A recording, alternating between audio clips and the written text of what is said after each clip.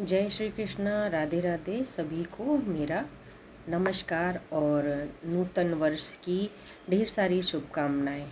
चैत्र शुक्ल प्रतिपदा से हमारा नव वर्ष आरंभ होता है, ये तो अब लगभग सभी जान चुके हैं। इसी के साथ ही हम लोग फलादेश भी नए वर्ष का करते हैं। तो सबसे पहले आपको हम सभी राशियों का फलादेश आपको बताएंगे अलग अलग वीडियो में, लेकिन पहले अभी आपको शुभकामनाओं के साथ हम एक सम्मिलित रूप से देश में क्या होगा, कौन राजा है, कौन मंत्री, कौन सा संवत्सर चलेगा, उसको अभी थोड़ा सा जान लेते हैं। फिर उसके बाद मेष से मीन तक की राशियों को एक छोटे स्वरूप में फलादेश बताएंगे, क्योंकि जो विस्तृत फलादेश होता है वो व्यक्ति विशेष की कुंडली के आधार पे ही सही बताया जा सकता है।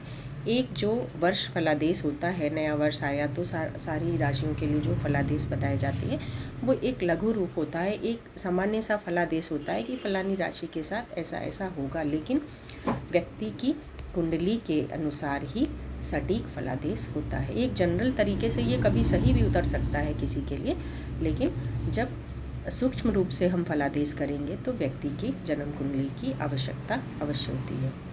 तो अभी आपको एक बार फिर से चैत्र शुक्ल प्रतिपदा, नवरात्रि की शुभकामना और हमारे नववर्ष की शुभकामना।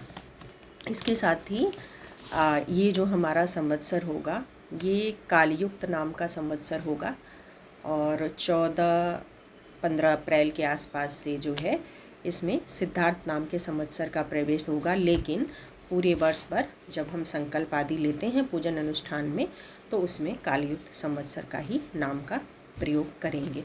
इसमें भी बहुत सारी भिन्न भिन्न पंचांगकर्ताओं की भिन्न भिन्न मत हैं कि संवत्सर ये नहीं ये है, ये नहीं ये है।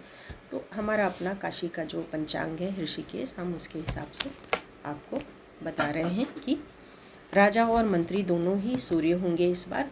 तो जब वर्ष का राजा सूर्य और वर्ष का मंत्री सूर्य, तो ऐसा माना जाता है कि देश में बहुत अच्छा माहौल रहेगा, क्योंकि राजा और मंत्री में जब संबंध अच्छा होगा तो देश अच्छी तरीके से चलेगा, आगे बढ़ेगा और सब कुछ अच्छा होगा।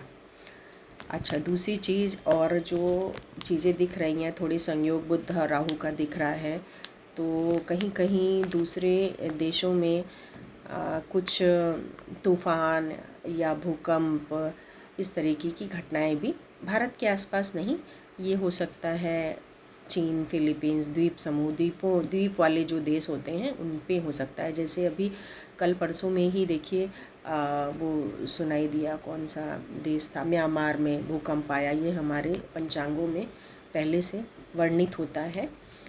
म्यांमार का सटीक तो नाम नहीं था, लेकिन हाँ ऐसा लिखा हुआ है हमारे पंचांगों में कि भूकंप आदि की घटनाएं हो सकती हैं।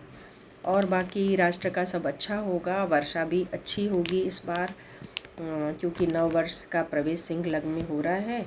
तो जो भी ग्रह दशाएं इसमें बन रही हैं, सप्तम स्थान अष्टम, सबके हिसाब से ऐसा लग रहा है कि अच्छा होगा, वर्षा अच्छी होगी।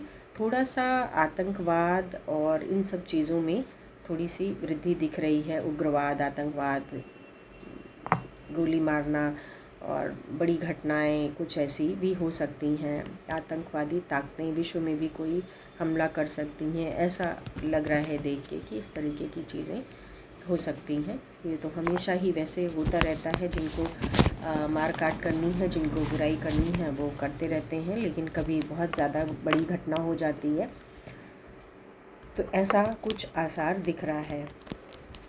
और बाकी चीज़ें धन धान्य के हिसाब से, खेती के हिसाब से देखें तो खेती के हिसाब से भी अच्छी वर्षा होगी तो अच्छी फसल होगी, तो धन धान्य की पूर्ति जो है अच्छी प्रकार से होगी। सभी तरीके की फसलें जो हैं वो अच्छी तरीके से होंगी, कहीं से कोई सूखा या अकाल इस तरीके की चीज़ें नहीं दिख रही। तो मिला जुला के इस बार हमें लग रहा है कि ये संवत्सर बहुत अच्छा जाने वाला है। छुटपुट थोड़ी सी घटनाओं को छोड़ दें, एक जो थोड़ी घटनाएं दिख रही हैं वो एक आतंकवाद संबंधी, उग्रवाद संबंधी और थोड़ा सा तूफ़ान आना या भूकंप आना, इस तरीके की चीज़ें कहीं कहीं दिख रही हैं जो तटवर्ती क्षेत्र हैं उनके आसपास।